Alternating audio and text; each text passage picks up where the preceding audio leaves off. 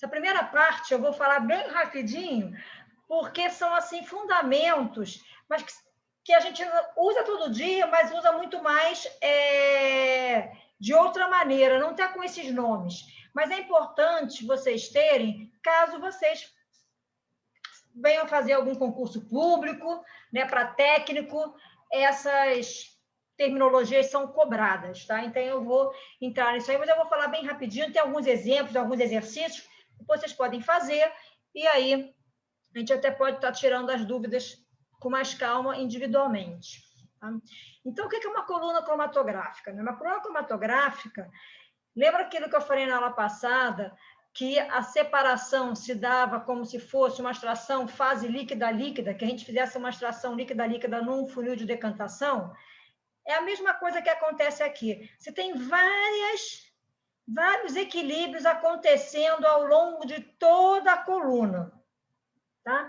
Então, a coluna são estágios independentes onde acontece a separação entre o analito, a separação dos analitos, ou seja, a interação do analito com a fase estacionária ou com a fase móvel.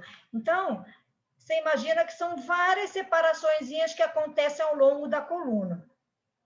Chama até que é quase um equilíbrio que vai acontecer entre a substância com a fase estacionária e fase móvel. Atingir equilíbrio, vai para o próximo equilíbrio, e assim por diante. A constante de distribuição é do mesmo jeito que a gente já fez lá quando a gente fez orgânica 1 experimental, que é a concentração do analito na fase estacionária pela concentração do analito na fase móvel. Tá? A afinidade pela fase estacionária faz com que diminua a afinidade pela fase estacionária faz com que a concentração na fase móvel diminua, e assim por diante. E a volatilidade faz com que você aumente a concentração na fase móvel. Tá? Então, quanto menor a afinidade pela fase estacionária, menor a concentração na fase estacionária. Maior a afinidade pela fase estacionária, maior vai ser a concentração na fase estacionária.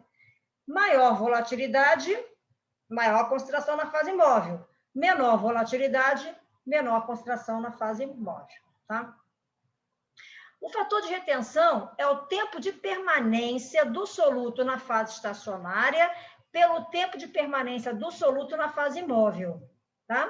E aí, qual é o tempo? Como é que a gente sabe qual é o tempo de permanência na fase estacionária e na fase móvel? Eles são proporcionais ao número de mol do soluto na fase estacionária pelo número de mol do soluto na fase móvel. Então, a quantidade na fase estacionária pela fase móvel é proporcional ao tempo de permanência na fase estacionária ou tempo de permanência na fase móvel. Tanto que o K é igual concentração vezes volume, que é o mol, e concentração na fase estacionária, concentração vezes volume na fase móvel. Tá? Então, isso aqui mostra ó, o A, concentração, massa por volume. Essa equaçãozinha que está aqui é essa que está aqui. Tá? Então, massa pelo volume é concentração. Se você coloca massa de um lado e o volume de outro, você vai ter duas constantes, uma constante chamada de K, que é o fator de retenção, e uma constante chamada de beta, que é a razão das fases. Qual a diferença entre elas? O fator de retenção é a relação entre a massa do analito que está na fase estacionária e que está na fase móvel, enquanto a razão de fases é o volume que está na fase móvel e que está na fase estacionária. A junção desses dois, o produtório desses dois, você tem o Kc, que é a concentração na fase estacionária e na fase móvel. Tá? Então, nada mais é do que a maneira de expressar. O que é fator de retenção? É a razão entre as massas. Então, normalmente, a gente precisa saber qual é a razão entre as massas que a gente tem. E também qual a razão de volume, para você poder ter a concentração realmente do teu analito. O fator de capacidade ou fator de retenção, ele também, que é esse aqui, ó, fator de retenção, que é a massa na fase estacionária pela fase móvel, ele também pode ser escrito, e aí é extremamente importante saber isso, como T o tempo de retenção menos o tempo, o tempo morto. Quem era o tempo morto? Quem se lembra que é o tempo morto?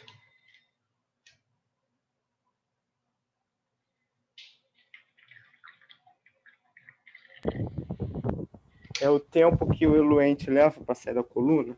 O tempo que o que você chama de eluente? Fase móvel.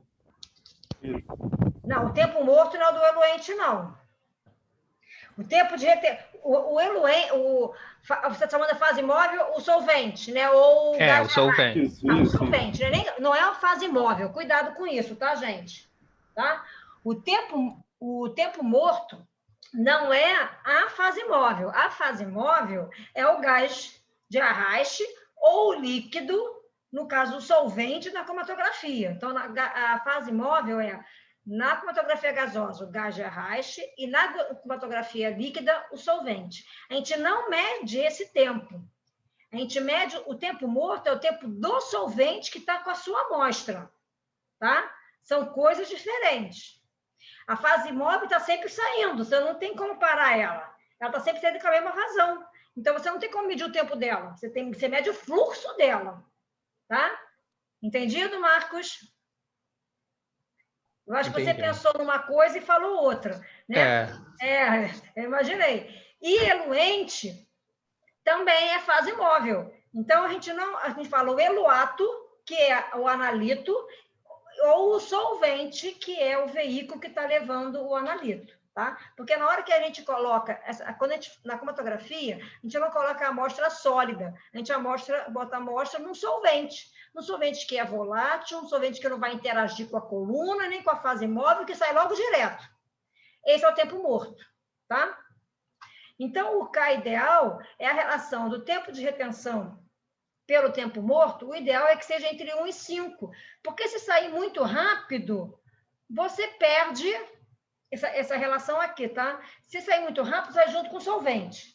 Se demora muito para sair, você começa a ter problemas na sua análise, tá? Então, quanto maior a retenção do analito, maior é o seu efeito de capacidade, tá? Ou seja, mais fácil, até mesmo efeito de capacidade, mais fácil é a sua separação. Deve ser medido periodicamente o tempo de retenção, melhor, desculpe, a capacidade de retenção ou o fator de retenção, porque ele vai informar para você se a coluna está degradada ou não. Então, aqui o que a gente faz, a gente pega o solvente, normalmente a gente usa de clorometano, hexano, e faz em cima de um padrão.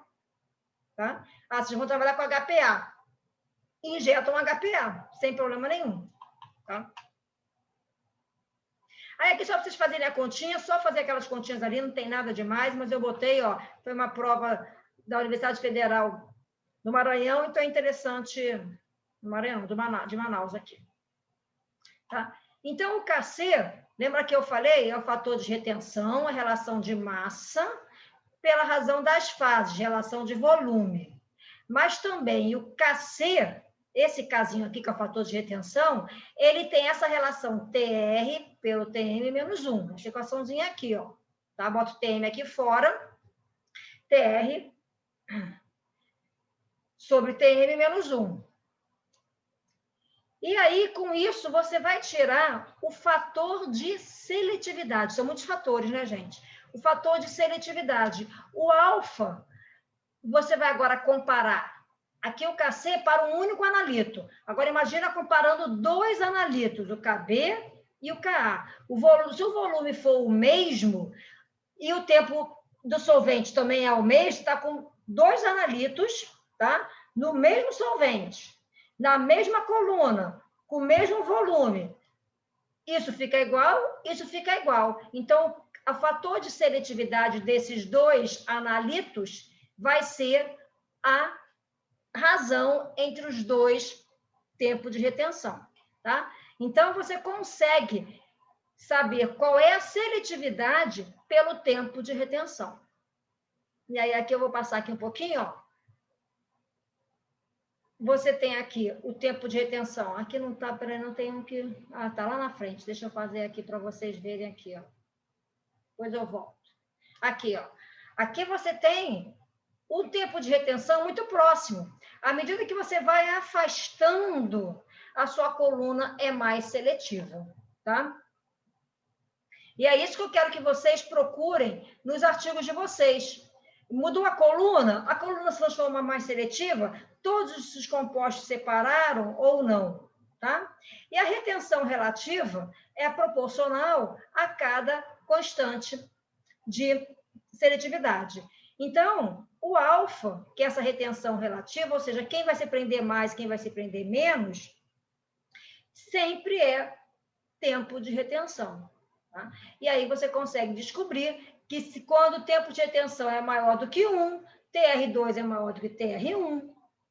Quanto maior for essa retenção, maior é a separação entre os componentes, que é o que a gente quer. A gente quer que seja maior a retenção deles. A gente vai ver aqui que a gente quer que tenha uma separação muito boa, mas também não pode ser muito afastado.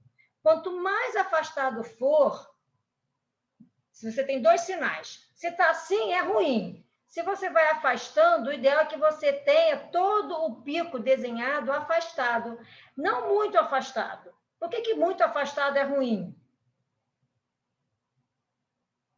O que vocês acham? Ó, aqui está junto, mas aqui está afastado, é maior eficiência do que esse. Mas por que se fosse um aqui e outro aqui ia ser ruim? Quem quer chutar alguma coisa?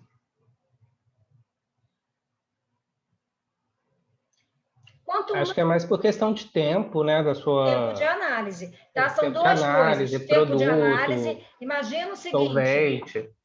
Imagina você uma coisa que possa sair em 10 minutos e fazer ela sair em 40 minutos.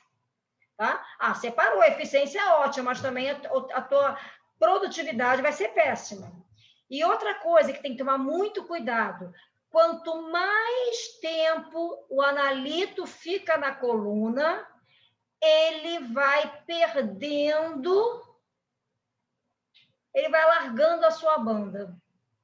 Mas no final da aula eu vou mostrar isso. Quanto mais tempo o analito fica na sua banda, ele vai alargando e vai perdendo sensibilidade. Então, esse aqui é um analito bom de analisar. Esse também.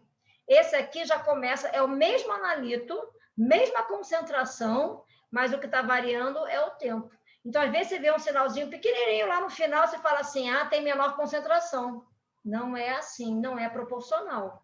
Quanto mais tempo ele vai ficando na coluna, mais ele larga o seu sinal. E por quê? Quanto mais tempo ele fica na coluna, mais tempo você tem chance do mesmo analito, tá? Ele se demorar mais para sair. Normalmente, por exemplo, imagina o seguinte, nem tudo é com uma viscosidade excelente para que todo mundo sai. Você tem aquele tempo que é o tempo mesmo de fluidez, tá? Então, quanto mais tempo vai ficando dentro da coluna, esse tempo de fluidez para coisas mais viscosas, vai começando a ficar mais lento, quando é menos viscoso e maior ponto de ebulição é mais rápido, mas isso tudo vai fazendo com que a amostra saia mais lentamente e nem toda ela saia no mesmo momento, tá? Por isso que tem esse alargamento da banda. E isso é um problema. Então, nós não podemos ter análises muito longas. Quanto maior a análise, maior o alargamento da banda. E aí você pode ter dificuldade de separar coisas próximas. Então, a eficiência de uma separação está relacionada à qualidade da coluna cromatográfica, tá? E aí, como é que a gente avalia a qualidade da coluna cromatográfica? Da mesma forma que a gente avaliava uma destilação fracionada. Vocês lembram da destilação fracionada? O que a gente avaliava? Número, era o comprimento dela, porque o comprimento dela era proporcional ao número de pratos teóricos e à altura do prato teórico. Então, quantas vezes esse equilíbrio acontecia na coluna? É a mesma coisa que acontece com a coluna cromatográfica. A mesma coisa que acontecia na coluna de fracionamento de uma destilação acontece na coluna cromatográfica. Você tem vários equilíbrios, e esses equilíbrios eles são avaliados pelo número de pratos teóricos e a altura de cada prato teórico. Tá? Então, como está aqui. De novo, o nosso KC é a concentração fase estacionária pela fase móvel. Tá? E aí, como é que a gente vai fazer isso? Aqui eu vou passar aqui para vocês verem. Isso aqui a gente já falou. Aqui. Como é que a gente calcula o número de pratos teóricos, que é o N? O número de pratos teóricos é essa equaçãozinha, que é igual a 16 TR, tempo de retenção, WB, largura do pico. Tá? Quanto maior a largura do pico, menor é o número de pratos teóricos. Quanto maior o tempo de retenção, maior o número de pratos teóricos. Quanto menor o WB, menor o N. Então, aqui estaria um pico clássico, você tem o tempo de retenção e você tem a largura da banda. Quanto maior o N, a coluna é mais eficiente. Tá? Então, o número de pratos teóricos é obtido utilizando o tempo de tensão ajustado na fórmula. Lembra aquele tempo de tensão ajustado na fórmula? Era o tempo de retenção menos o tempo do volume morto, do solvente. Tá? Aqui está mostrando, ó, duas distâncias próximas. Tá? Quando você afasta, você achatou o sinal. Então, quanto maior o número de etapas, quanto maior o número de pratos teóricos, mais fácil é você ter uma separação perfeita. Então, aqui você tem dois sinais, você pode tentar... Aqui, ó, quantos pratos teóricos tem para você poder separar isso aqui? Aqui não pode ser uma coluninha pequena, tem que ser uma coluninha grande para que você faça bastante esses etapas de equilíbrio. Tá?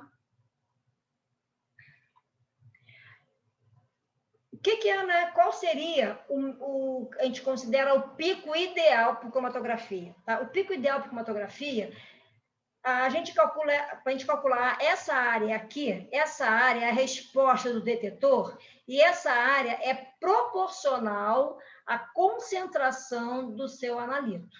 Tá? Então, quando a gente for fazer análise quantitativa, a gente calcula essa área aqui, que é o que a gente chama de integral. Tá?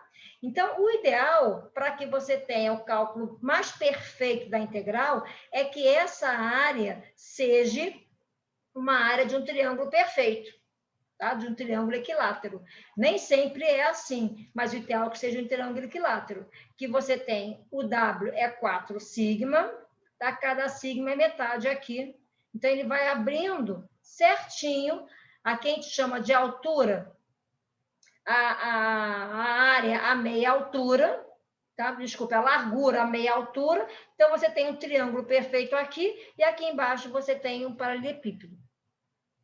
E aí, o paralelograma. E aí, então, ele vai calculando essa área aqui, tá? Então, normalmente, o que o equipamento faz, ele vai fazendo vários triângulozinhos pequenininhos, e no final ele soma tudo, para que você não tenha nenhum erro, porque vão ter alguns sinais que eles não vão voltar. Eles começam bem, não sei se vocês já viram no exercício de vocês, eles começam bem, mas eles não voltam aqui.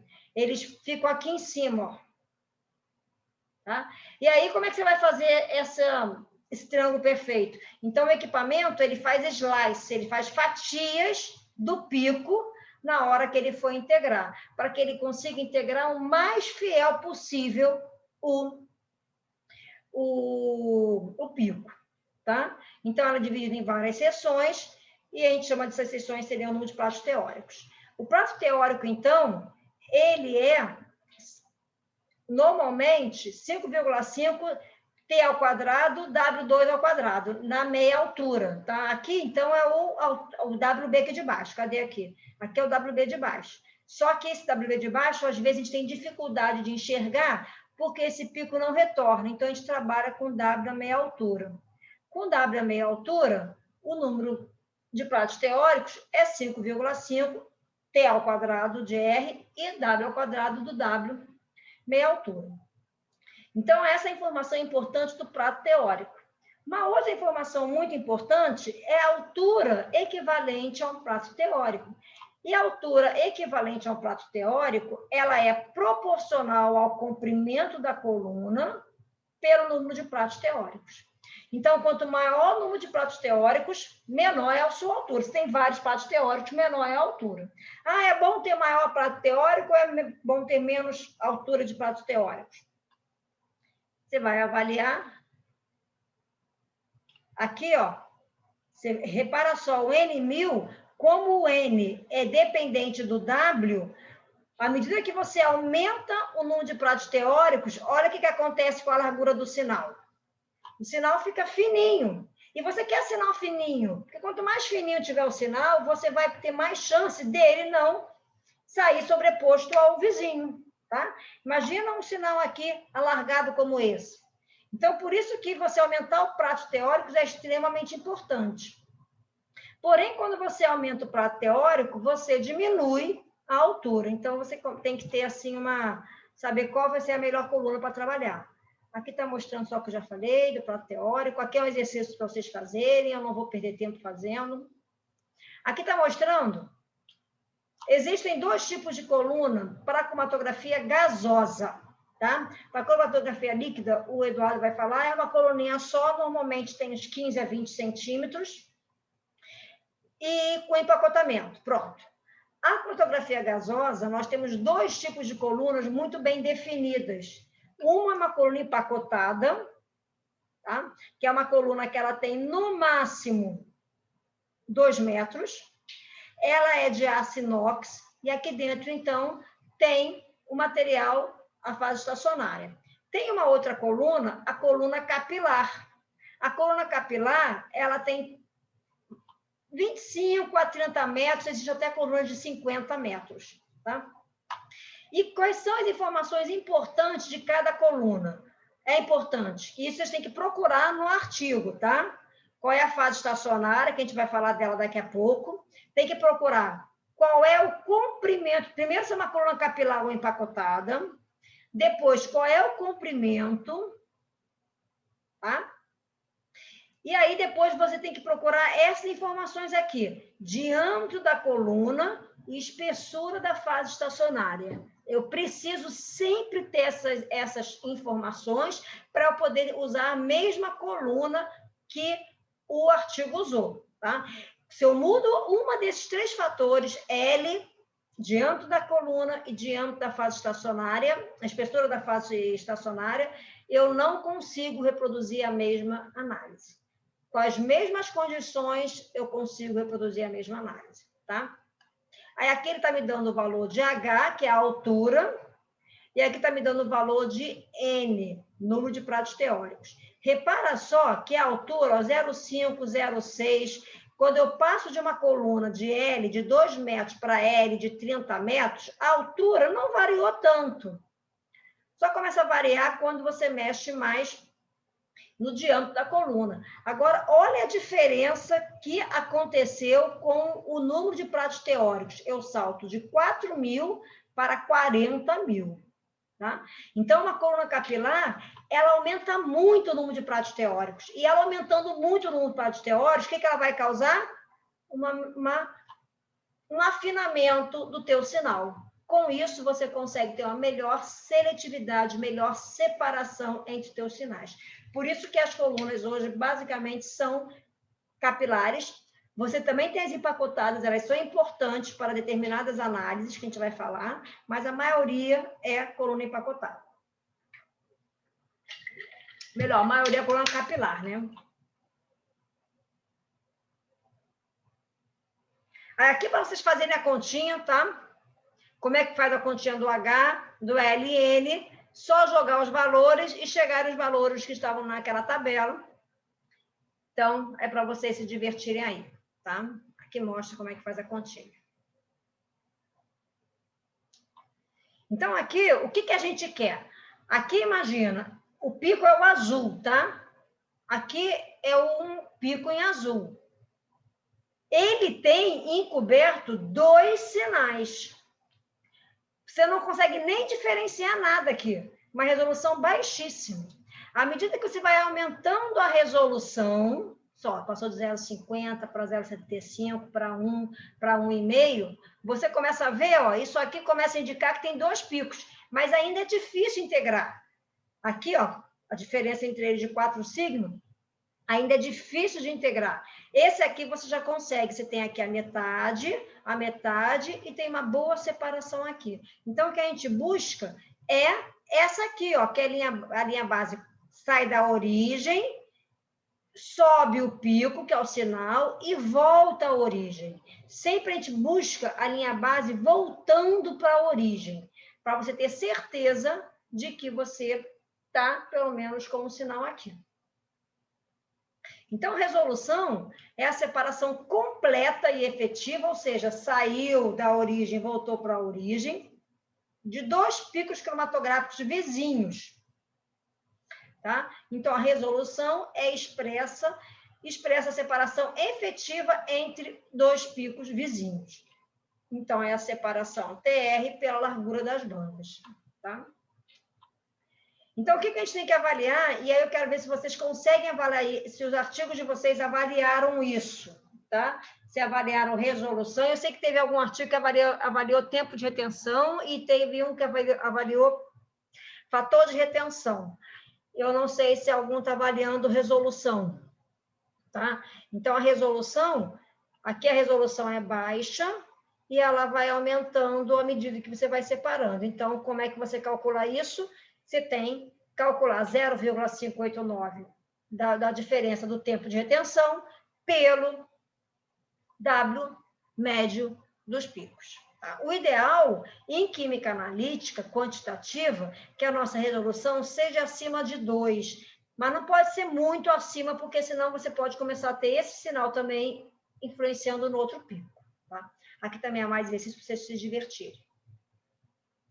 Então, você tem 2 coisas que a gente tem que avaliar em cromatografia: a separação e a eficiência de separação.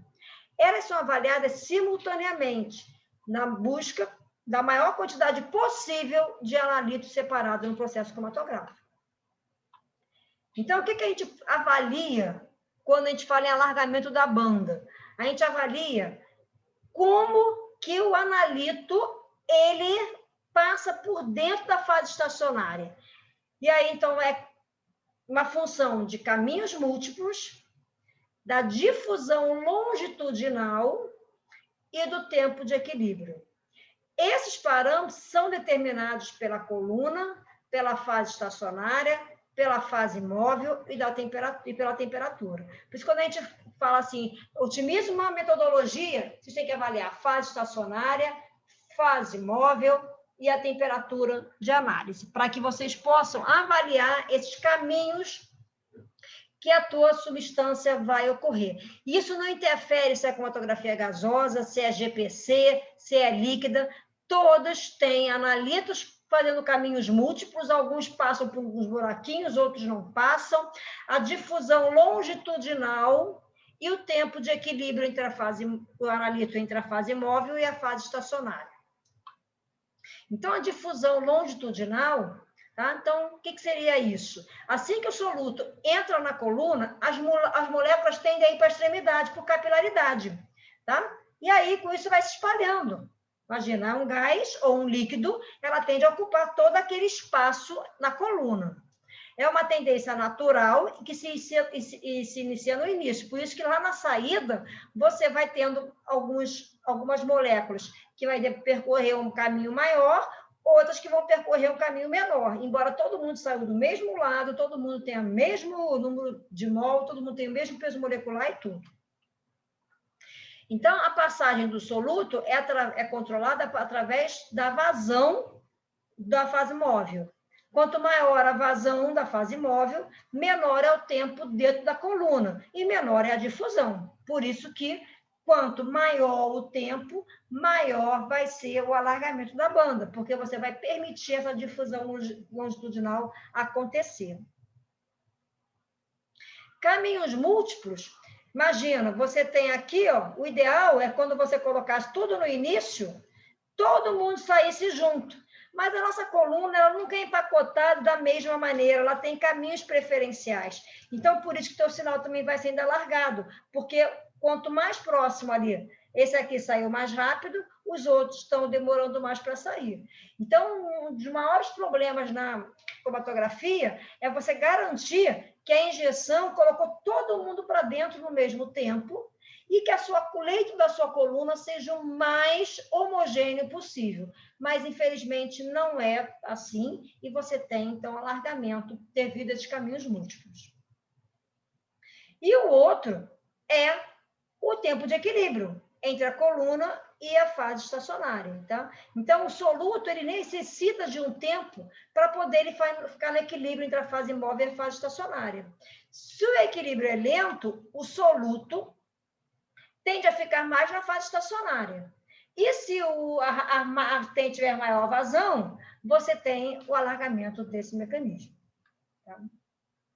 Então, o tempo de equilíbrio, ele é ao contrário da difusão, o alargamento vai influenciar a velocidade do tempo de equilíbrio e é proporcional à vazão. Então, quanto menor a vazão, maior o alargamento por difusão.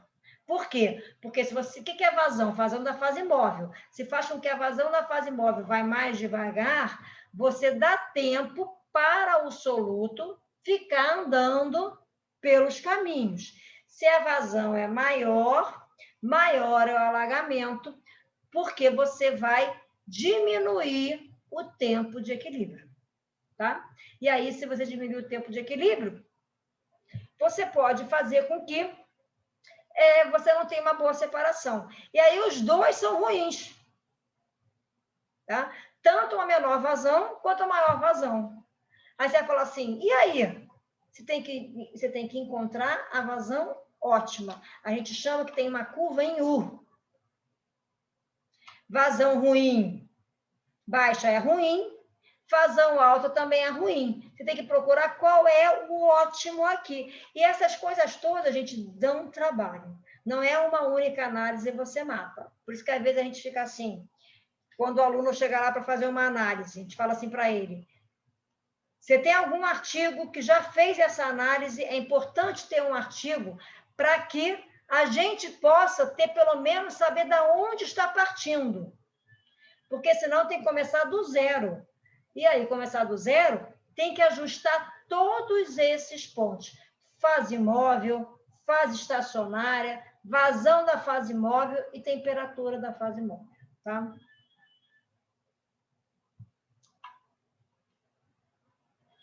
Aqui, então, a gente já falou. Então, na prática, cabe lembrar que o equilíbrio entre as vasos é obtido mais rapidamente com o aumento da temperatura, por isso que a gente tende a fazer sempre aumentando a temperatura. Então, no CG, cromatografia gasosa, a gente procura fazer com temperatura mais altas.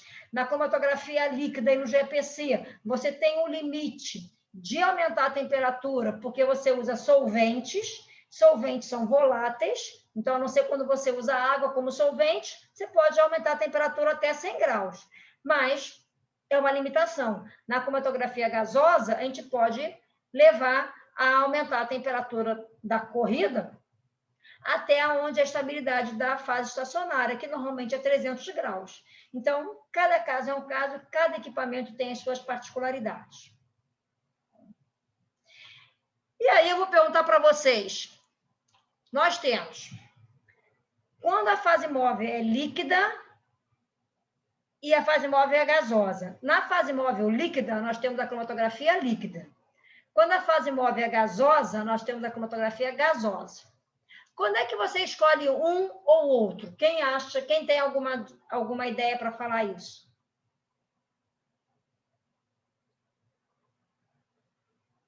Quando é que vocês indicariam uma cromatografia líquida e quando é que vocês indicariam uma cromatografia gasosa? Professora Lourdes, eu indicaria a cromatografia gasosa se eu estivesse trabalhando com analitos que têm são moléculas de massa molecular mais baixas. E a líquida para moléculas com massa molecular maior. Tá. Ok. Alguém mais tem alguma informação que queira compartilhar?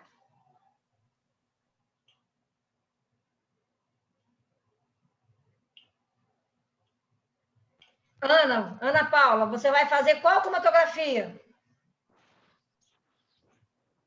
Para a sua tese?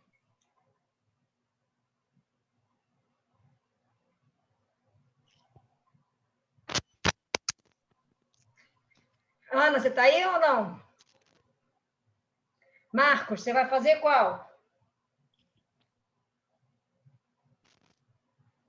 Marcos está sem som, né? Marcos está sem som a semana toda aí. Rafael, você?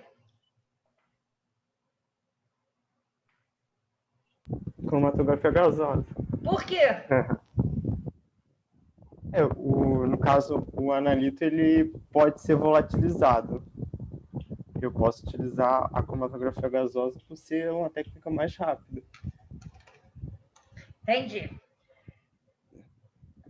Aí, olha só, a escolha da cromatografia gasosa para a cromatografia líquida, a Lourdes estava meia certa. Uma das escolhas é o peso molecular.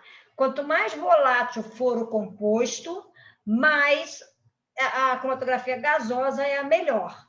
Porém, tem um outro fator extremamente importante, que é a polaridade. Tá? Então, a gente não olha só o peso molecular, a gente olha a volatilidade. Então, quanto mais polar for, é melhor trabalhar com cromatografia líquida, porque a cromatografia líquida, ela permite você fazer uma separação por fase reversa. Tá? Então, quando o Eduardo falar, ele vai mostrar muito isso. A gente normalmente usa a cromatografia líquida para fazer com compostos polares, porque os compostos polares na cromatografia gasosa, eles não se separam. Tem que usar uma coluna, ele é mais difícil separar, porque como eles são tem um ponto de ebulição muito maior, eles saem muito juntos. Tá? Eles demoram a sair. Então, se demora muito a sair, o que vai acontecer? Você vai ter o alargamento do sinal. Então, você não deve usar a cromatografia gasosa para compostos muito polares e que tenham ponto de ebulição muito alto. A gente usa a cromatografia gasosa porque a gasosa você coloca um gás. Então, quando injetar, você injeta um líquido, mas no injetor, esse líquido vai ser vaporizado. Então, tem que ser uma substância que na temperatura na temperatura do injetor vaporize, que normalmente é 250 graus, 300 graus. Tá? E que quando entra na coluna, não condense. Então, você tem que tomar cuidado com isso. A cromatografia líquida, não. Você coloca um líquido na fase móvel, que é líquida. Então, não tem esse problema. Então, o maior problema não é só a massa molar, e sim a volatilidade. Tá? Esse aqui a massa molar é importante, mas a volatilidade é um fator primordial. Eu vou parar por aqui agora, né? Eu vou sair daqui e vou entrar numa aula que vocês não têm, mas era uma aula assim, agora que eu quero falar essa parte, eu queria falar em meia hora a primeira parte, acho que eu fui bem rapidinho e consegui falar. Essa parte aqui é a cromatografia prática, tá? É o que vocês vão procurar nos artigos de vocês. Então, é importante, eu quis correr, porque é isso que a gente vai olhar. Aquela outra parte fala partes teóricos, para falar altura, seletividade, resolução, são coisas que toda cromatografia precisa saber aquilo, porém, vocês, se forem fazer um concurso, vai cair aqueles fundamentos que vocês têm que saber. Mas na prática mesmo, o que a gente faz é o que eu vou dar agora aqui, depois o Vitor vai completar e o Eduardo vai falar para a HPLC, tá? Então, o que é o processo cromatográfico? O processo cromatográfico é a separação de analitos ao longo de uma coluna que tem fase estacionária e que você passa um fluxo de fase móvel. E esses analitos, então, saem na forma de picos, saem na forma de picos em relação ao tempo e proporcional à sua área, que é denominada de cromatograma. Tá? O processo cromatográfico a gente já tinha falado, ele pode ser feito numa bancada, numa coluna, que você recolhe os vials, a gente chama de vial, que é V-I-A-L, tá? Vial é o frasquinho que a gente usa para cromatografia gasosa. Vial nada mais é que frasco em inglês, só que a gente chama de vial porque é o frasquinho de 2 ml, pode ser de 1 ml ou a 2 ml, até tem vials um pouco maiores, mas esses são os padrões para você colocar no injetor automático. tá? Então, hoje, você pode fazer a injeção direta pela seringa, você vai lá e você coloca, ou você pode deixar que o equipamento faça a injeção automaticamente. Então, quando você quer que o equipamento faça automaticamente, você coloca a amostra nesses vials, tá? Então, nós lá na Central Analítica, quando o aluno entrega para a gente uma amostra para analisar, ele já entrega no vial com a quantidade que ele botou, com solventes que ele viu lá no artigo que era o ideal, tá? Ele nunca entrega a amostra pura, sempre já entrega a amostra já no vial direitinho, porque os nossos equipamentos da Central Analítica são todos com injetor automático. Então, eles precisam ter o vial para fazer a análise. Então, cada professor precisa ter os vials para os seus alunos. Então, eu vou falar hoje de cromatografia gasosa, para poder dar a entrada no Vitor. O Vitor vai falar sobre o equipamento de cromatografia gasosa, ele vai falar detalhes de cada uma das partes, para você entender, mas eu vou falar de modo geral sobre cromatografia, sobre coluna, só de gasosa hoje, tá? E aí o Eduardo, ele vai falar da líquida. O Eduardo vai deixar a aula salva, e aí eu vou disponibilizar no Google. Aí vocês podem assistir antes de terminarem o trabalho de vocês, para quem ficou para fazer HPLC. Então, na cromatografia gasosa, o que nós temos? Aqui está a coluna, tá? Desculpa, a coluna está aqui. Tá? Aqui está a coluna. Então, você injeta a amostra na coluna. Tá? Então, essa parte aqui é um pedacinho dessa coluna aqui, tá? Esse pedacinho dessa coluna, depois, o que saiu vai passar pelo detetor, e você vai ver isso por um computador, tá? Então, você tem um injetor, você tem a coluna e você tem o detetor. E, no final, você tem o computador que vai te fornecer os resultados que saíram dali. Tá? Então, quais as misturas que podem ser separadas por CG? Qualquer substância que possa ser arrastada por um fluxo de gás. Ou seja, eu preciso que ela seja gasosa. Então, você tem que ter uma mistura cujos constituintes sejam voláteis. Tá? Então, de uma forma geral, a cromatografia gasosa é aplicada para substâncias que têm ponto de ebulição até 300 graus Celsius, e que sejam também termicamente instáveis. Não adianta eu injetar uma coisa, no final sair outra, tá? Porque se degradou com a temperatura. Então, vocês precisam conhecer como é o comportamento da amostra de vocês. Aqui está mostrando um desenhozinho bem mais esquemático, tá? Do que é um CG, para quem ainda nunca teve a oportunidade de ver um CG. O CG, ele tem o gás, tá? Controladores de vazão muito precisos para a cromatografia, porque você tem um volume muito pequenininho, é 1 mililitro por minuto, 1,5 por minuto, então você tem que ter controles muito precisos.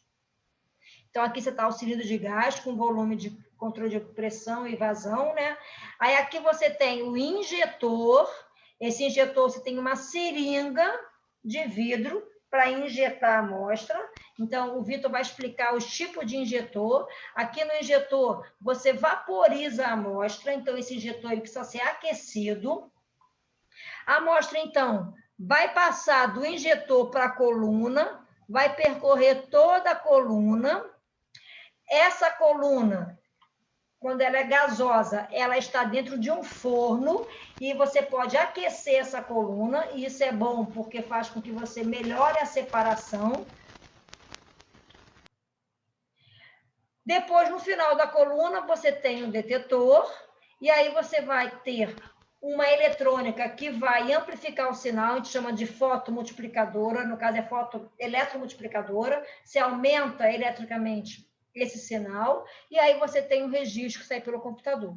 Então, aqui, por exemplo, se chega um único elétron, tá? Dependendo do detetor, aí você vai ter essa essa eletromultiplicadora, que vai fazer com que o elétron fique passando em várias placas para que ele possa aumentar a sua quantidade, tá? Então, normalmente, essa eletromultiplicadora, ela tem uma vida útil, e ela fazer trocada de tempos em tempos. Tá? Mas, então, basicamente, é o gás, que é o gás de arraste, o injetor, a colocação da amostra por uma seringa, a coluna dentro do forno, o detetor, o amplificador do sinal, a eletromultiplicadora e o nosso computador, onde você vai ter o registro, o cromatograma. Tá? Então, o cromatograma, a gente já tinha mostrado ele algumas vezes aqui, né? Ele é, então, um gráfico que ele vai, no X, você tem o tempo, que é o tempo de retenção, e você tem no Y, que é a intensidade do sinal, que é a largura desse sinal. Quanto mais estreito for o sinal, melhor é a sua resolução. É o que a gente busca na cromatografia, tá?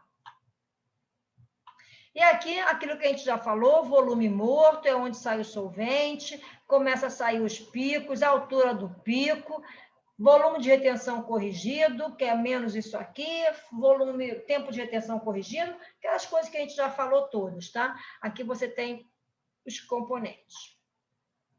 Então, vamos aqui começar.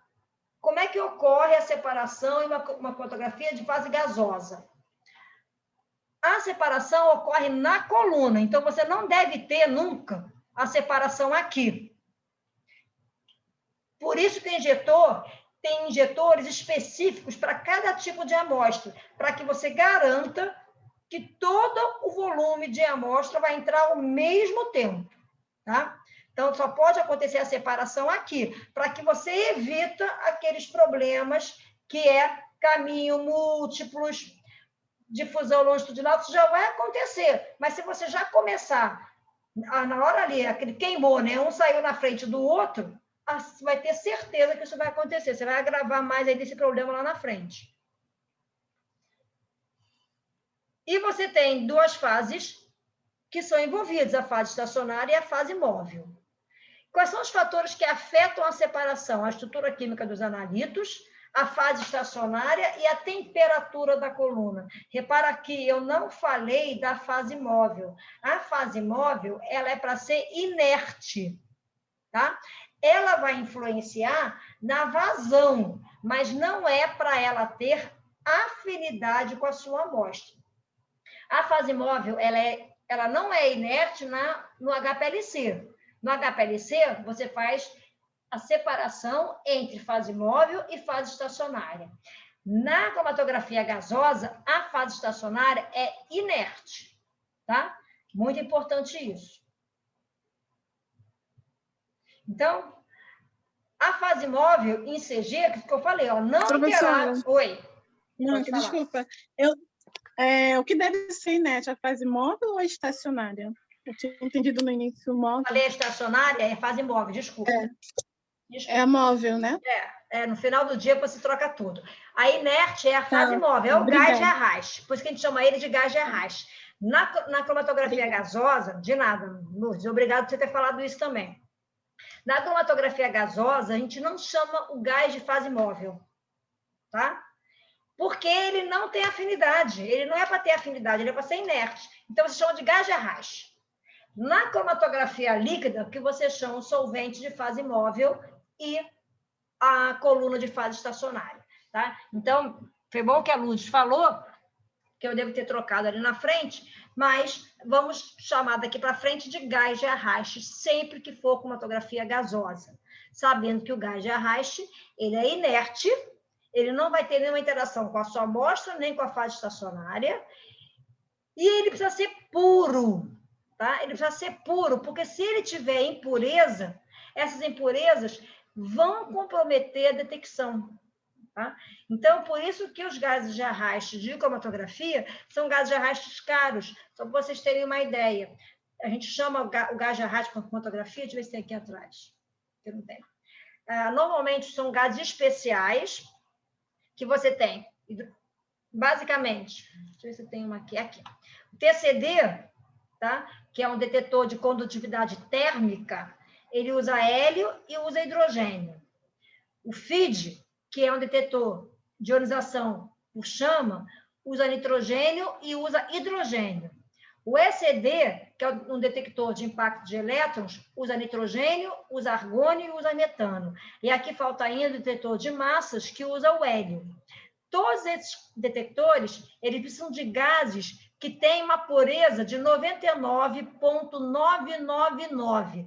5 noves. A gente chama de gás ultra puro 5.0. Tá? O 5 é a quantidade de noves que tem. Para que você garanta que esses detectores vão ter a melhor performance possível. Porque senão, qualquer impureza que tiver, você vai estar sujando o detetor e ele perde a sua sensibilidade.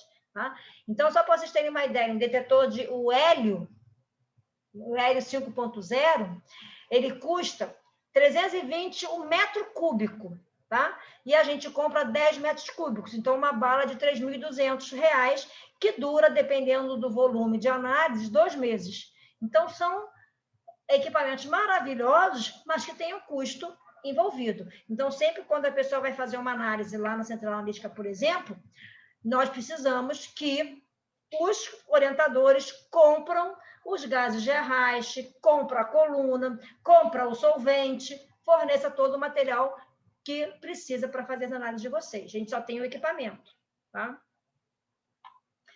Então, o injetor é a parte do cromatógrafo, onde a amostra é introduzida. Eu não vou falar do injetor, porque quem vai falar do injetor, bem, vai ser o Vitor. E ele é o ponto, então, que você transfere o vapor para dentro da coluna. Então, você coloca o solvente junto com a sua amostra, você injeta, a amostra é vaporizada e entra o vapor para dentro da coluna. Tá? Então, aqui, a coluna cromatográfica está aqui. Então, você coloca a sua amostra para poder passar dentro da coluna. Quanto que você precisa colocar de amostra dentro da coluna? Isso é uma outra informação muito importante que vocês têm que procurar no artigo de vocês, tá?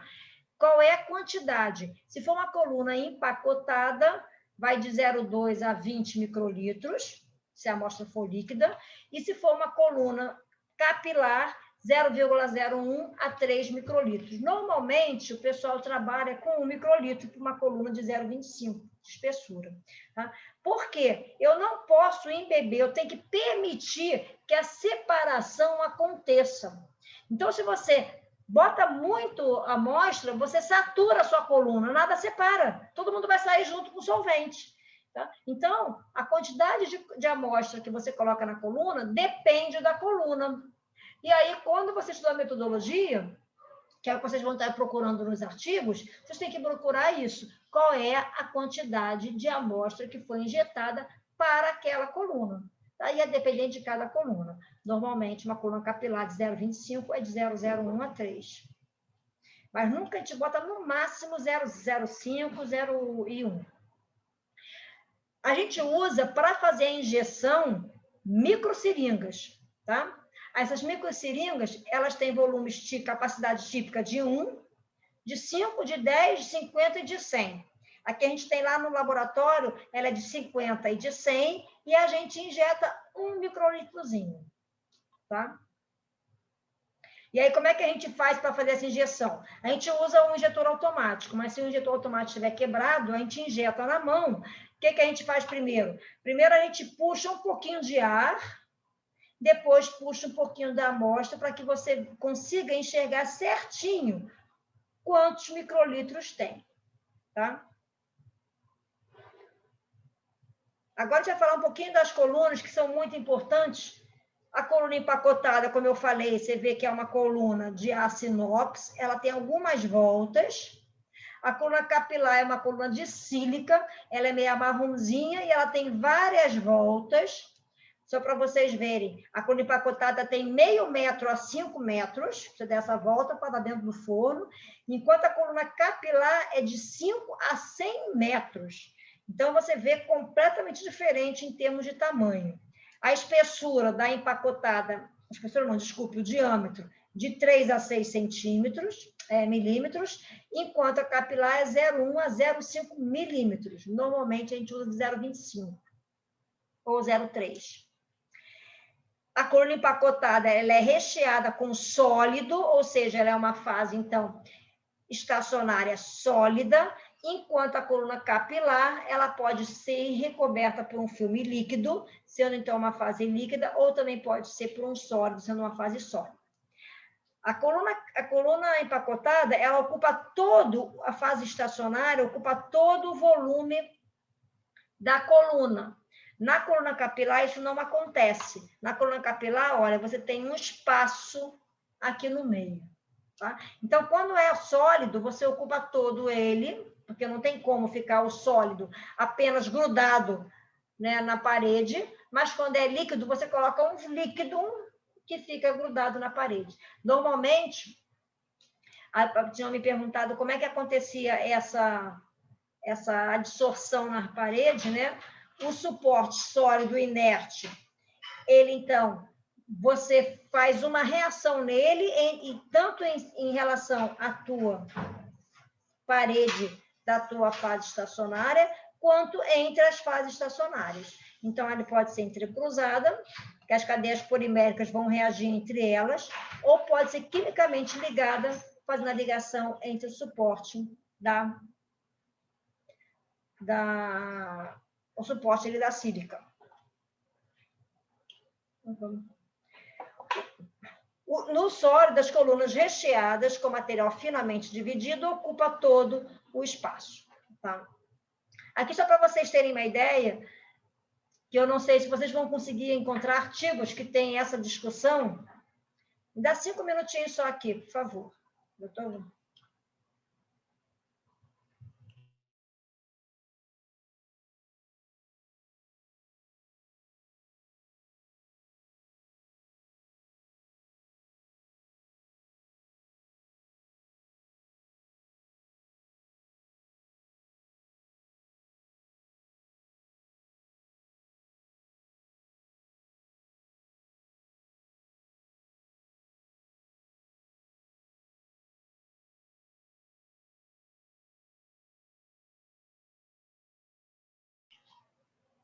Gente, eu vou voltar aqui a falar, mas eu queria perguntar uma coisa para vocês. Depois eu vou até colocar para todo mundo responder, para quem não veio à aula de hoje. A partir de sexta-feira vai ter, né, o tal do feriadão, que é o lockdown por causa do Covid. E aí eu pergunto se vocês vão querer ter aula ou se vocês querem que a gente faça o feriado. E aí, então, eu não queria mexer nas datas. Se tiver o feriado, eu não vou mexer nas datas do Eduardo. Eu jogaria o Vitor para o final. Mas eu precisaria discutir isso com vocês. Para a gente, não faz diferença o Vitor dar aula na semana que vem, no dia 29 e no dia 31. Mas, se vocês quiserem jogar isso para frente, a gente joga, tá? Quem quer falar? O que vocês acham? Alguém quer fazer algum... Professora, por mim, pode continuar tendo aula. Não vou para lugar nenhum. A vantagem de continuar dando aula é que acaba logo, né? Mas eu não sei se tem gente que tem que voltar, que viaja, que não mora aqui, que só está aqui por causa... Então, a gente tem que... Eu sei que o Marcos não é daqui, então eu não posso ir. Mora, às vezes, num lugar que não tenha internet, então eu preciso que a turma decida se vai querer ter aula ou não. Eu vou mandar depois, botar por e-mail, né, para que vocês... E a gente faz uma votação, porque eu não posso prejudicar nenhum aluno. Tá? Alguém teria problema? Vocês me escutam agora? Agora sim, Ana Paula. Ah, que bom. Troquei vários fones. Não, por mim não tem problema, não.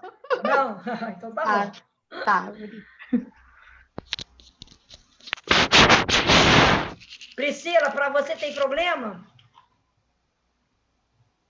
Para mim é indiferente, professora. Eu vou ficar por aqui onde eu estou também. Eu não vou a lugar nenhum. Então, se for ter aula, por mim tá ótimo. Se não for também, tá tudo bem. Tá bom. Lourdes, você já tinha falado? Eu falei que para mim também não teria problema. Tá. Então, foi a Ana Carolina que não falou, né, Ana Carolina? Para você tem problema? Eu falei que por mim então tá bom. Então tá bom. E Rafael também. Rafael não tem problema. Então, tá bom. Então, a princípio, eu vou ver com outro pessoal que não veio hoje, eu vou perguntar, mas a princípio, então, a gente não para, não, porque a gente vai ficar logo livre, menos uma coisa para vocês pensarem depois. Tá? Bom, aqui está mostrando Está meio ruimzinho a figura, mas dá para vocês enxergarem qual é a influência do tamanho da coluna. Então, aqui tem uma coluna de 15 metros, você passa para uma coluna de 30 metros e depois para uma coluna de 60 metros. Repara que aqui, olha, o pico em 2, ele não desce a linha base dele. Aqui ele já começa a descer, e aqui ele já desceu todo. Então, a escolha da coluna, principalmente para quem faz produtos naturais, produtos de reação, como a Ana Paula vai fazer, e a Lourdes, é extremamente importante você ter colunas cada vez maior, tá? Para que você possa ter a separação de todos os seus sinais. Senão você não consegue identificar os sinais. Aqui mostrando o diâmetro interno da coluna também, como é diferente, ó. Você vê, aqui é 0,32, aqui é 0,25. Você começa a ver que você separa melhor esse sinal aqui, ó. Quanto menor o diâmetro, você diminui aquelas difusões longitudinal, aquelas fugitivas, né? E aí você tem uma separação melhor. E esse aqui é a espessura da fase estacionária. Aqui é 0,25, aqui é 1. Olha só que diferença, como é que ficou o cromatograma, só aumentando a espessura da fase estacionária, né?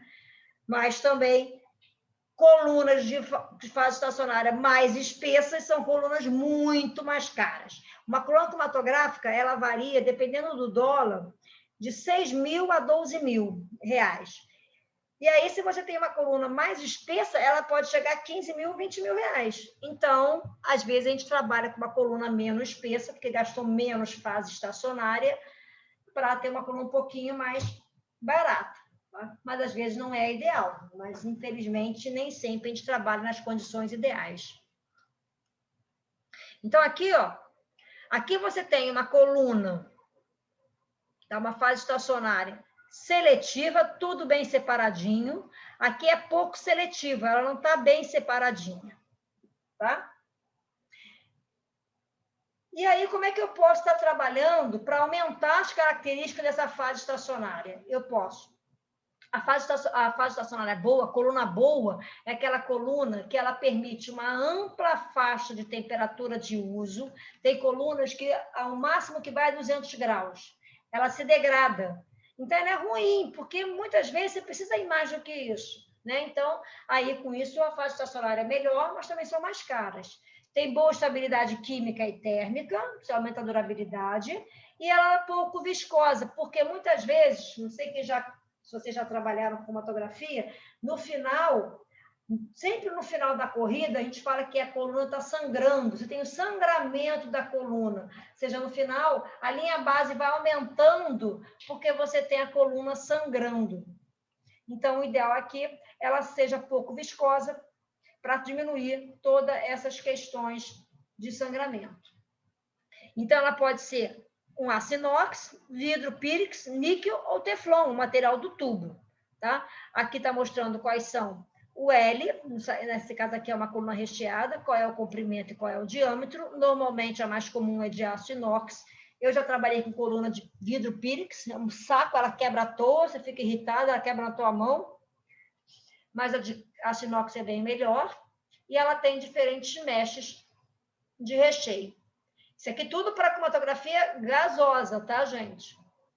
As colunas empacotadas, então, por que elas são importantes? Elas são importantes porque elas têm aplicações em gases, para analisar gás, extremamente importantes, para analisar compostos leves, por exemplo, para analisar oxigênio, nitrogênio, CO, metano, acetileno, etano, gasolina. Você trabalha com coluna empacotada, tá? Porque vão ser compostos que vão sair rápido. Se você usa uma coluna muito demorada, eles vão sair logo no início, porque eles não interagem com a coluna. Então, você tem que ter uma coluna que tenha uma fase estacionária mais espessa, para que possa ter essa maior interação.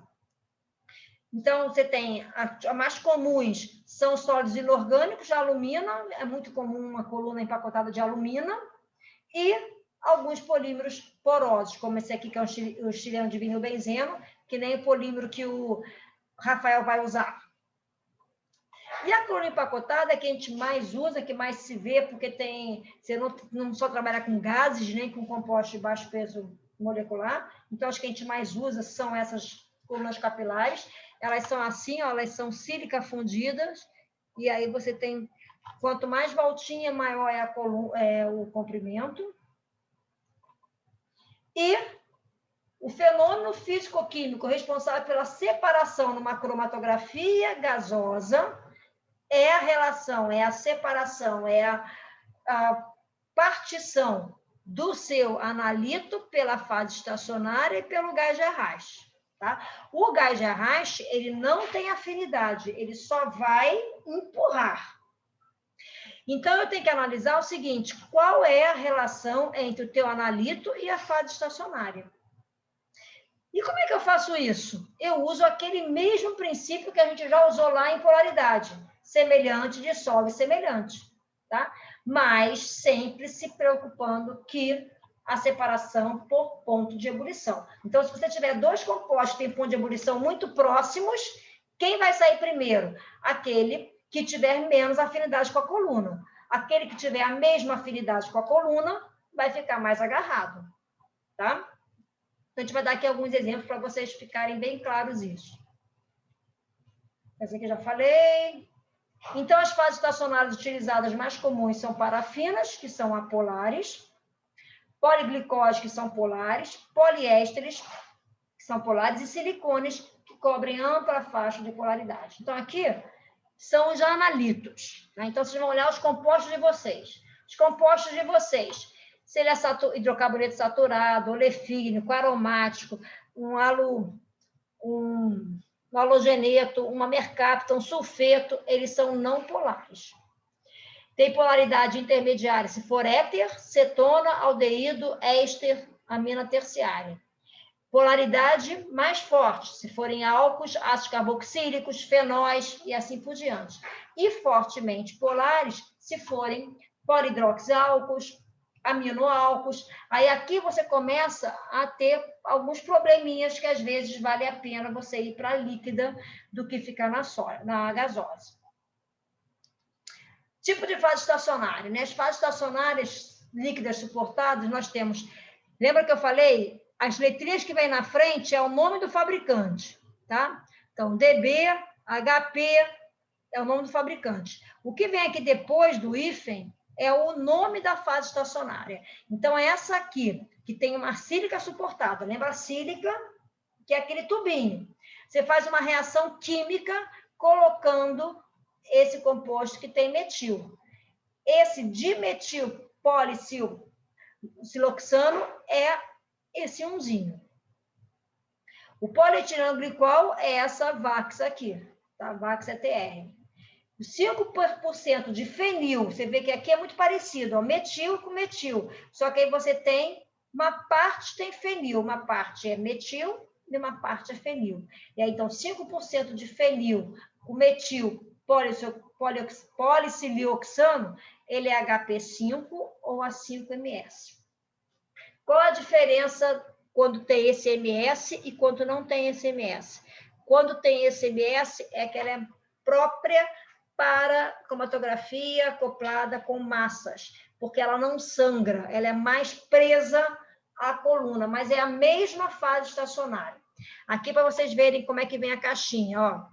Vem comprimento, 30 metros, diâmetro interno e fase estacionária. Repara que tem alguns que o diâmetro interno é maior do que a fase estacionária, para ter alguns espaços. Tem outros que não, a fase estacionária ocupa todo o diâmetro da coluna, tá? Então, vai depender muito do tipo de análise que você quer e qual é a melhor coluna. Aqui, de uma maneira bem esquemática, vocês têm a 100% de metilsiloxano, tá? A 95% de metil, 5% fenil, essa aqui é a 1S, essa aqui é a 1, essa aqui é a 5, são todas não polares. Quais são as aplicações para elas? Para derivados do petróleo, para flavorizantes, hidrocarbonetos aromáticos. A mais comum que a gente tem no laboratório é essa 5, porque ela serve para muitos compostos. orgânicos, e a separação desses dois é para o ponto de ebulição. Você tem essa aqui, que é a cianopropil, que tem dimetil, fenil. Tudo isso aqui, gente, é ligado à sílica, é uma reaçãozinha que faz na sílica. Ela tem polaridade intermediária, ela é usada para pesticidas e álcools. E nós temos as polares, que então são para compostos mais polares. Tá? Compostos polares, mas a gente nunca injeta um ácido carboxílico diretamente. Sempre a gente faz uma derivatização, porque o ácido carboxílico ele tem um ponto de ebulição muito alto. Tá? Então, ele vai ficar grudado na coluna. E aí, se ele fica grudado na coluna, ele estraga a sua coluna, porque ele muda a fase estacionária. Então, sempre ácidos e aminas, a gente faz uma derivatização para trabalhar com cromatografia gasosa. Que tipo de derivatização a gente faz? Formar um éster, formar uma amida mais terciária, tá? Quem trabalhou com a cromatografia foi a Priscila. Priscila, você lembra qual foi a coluna que você usou? A gente usa essa 5, eu acho que a da marca é TB5 ou ZB5, eu não tenho certeza. O númerozinho da frente não precisa, certeza. esse 5 que é importante. Então, é essa aqui, ó, 5% fenil, tem a polaridade apolar, tá? Marcos, você lembra qual foi que você usou no mestrado? Aí o Marcos não consegue falar. Marcos sem conseguir falar há muito tempo. A Lourdes falou que ficou mudo para ela. Aí aqui só para vocês terem isso, porque até para vocês, quando olharem nos artigos de vocês, vocês procurarem, porque é importante mostrar qual é a fase estacionária, se ela é polar, se ela é apolar. Aqui estão algumas delas, a policiloxano, polietilenglicol, tá? E aí aqui, então, a policiloxano, você faz uma reaçãozinha, você vê que ela ocupa toda a área, aqui está a sílica e aqui está a sílica, ou seja, a parede do tubo. E você ocupa toda ela com esses loxanos. Esse loxanos, então, tem R, pode ser metil, pode ser cianopropil, pode ser triofluopropil ou pode ser fenil. Tá? E esses polietilenglicol, então, são mais polares. Aqui, então, ó, você tem a metil, 100% metil, ela é apolar, a eluição é por ordem de ponto de ebulição e a faixa de temperatura que você pode estar trabalhando com ela.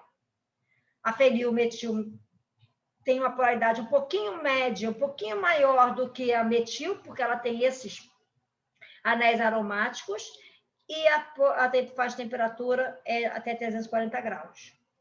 A cianopropilfenil, ela tem uma polaridade média para forte, porque agora ela tem um grupo aqui amino, um grupo nitrila, mas olha só, a temperatura é mais baixa, tá? A trifluopropil, ela tem a temperatura também mais alta, mas tem a polaridade média a forte, então eu não posso usar ela para fazer caracterizações, por exemplo, de hidrocarboneto, compostos aromáticos, não vai separar nada, vai sair tudo junto. Polietilenglicol é o composto polar, tá? É uma polaridade muito forte, então você tem que usar, mas também, de novo, ó, quando ele é muito polar, você tem problema na faixa de temperatura. Tá? Aqui era para éster metílico de ácidos graxos. Tá? Então, para éster metílico de ácidos graxos, a gente não deve usar aquelas mais apolares, a gente usa essas mais polares. E aqui, então, eu separei para mostrar para a Priscila que são as fases quirais. Né?